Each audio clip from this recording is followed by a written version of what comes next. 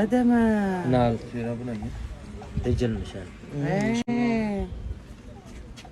طبعا المرشد مالنا ابو يوسف اول شيء ودانا حق قبر سيدنا ايوب، قال لنا هني شنو؟ عين الماء اللي اغتسل فيها النبي ايوب عليه السلام. عليه السلام. لما كان مريض، كان مريض شديد المرض، وكان قال اغتسل بهذا الماء، والله اعلم حسب الاقوال الناس القدام. فنحن طبعا ما ندري الا بنتبع الاخبار السابقه، مثل ما حصلنا المعلم السياحي. ايوه. عن النبي ايوب عليه السلام.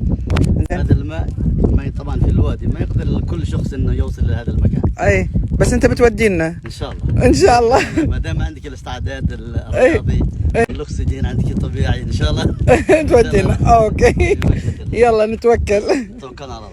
راح احط لكم طبعا رقمه ابو يوسف، و يدل هو كذا مكان، يعني يدليكم اماكن سياحيه عدل. شوفوا هو شنو قال لي؟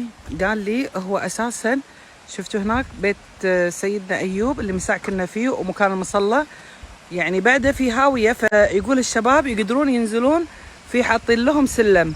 لحظه يبين اي شوفوا السلم بس. وفي ممشى، احنا جينا عن طريق الممشى. هذا المغتسل، هذا الماي ما شاء الله بين الجبال الماي. الله يشافي كل مريض يا رب.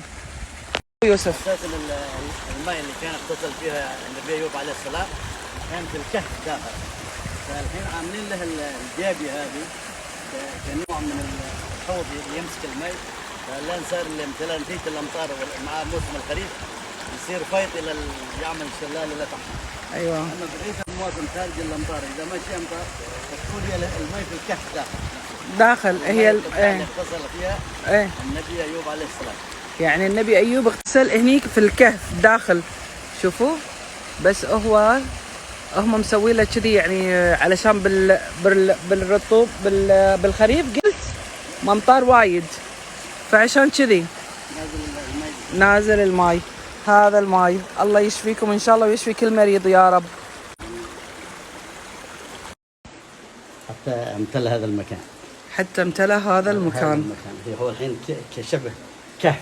اي كهف كان يعيش فيه النبي ايوب عليه السلام.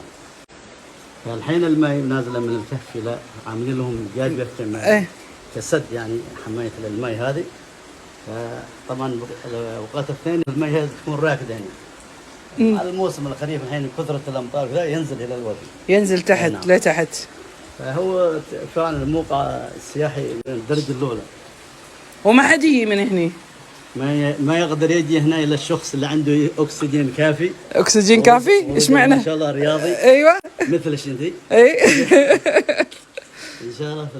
وبقيه تقريبا اكثر شيء السياحه الهنديه، بعض الهنود اكثر شيء. اي البهره يمكن. ينزل هذا المكان بكثره. ايوه. بقيه العرب يعني صعب ينزل لها. يعني احيانا بعض الناس. بصور لكم الكهف. شوفوا شلون صاير.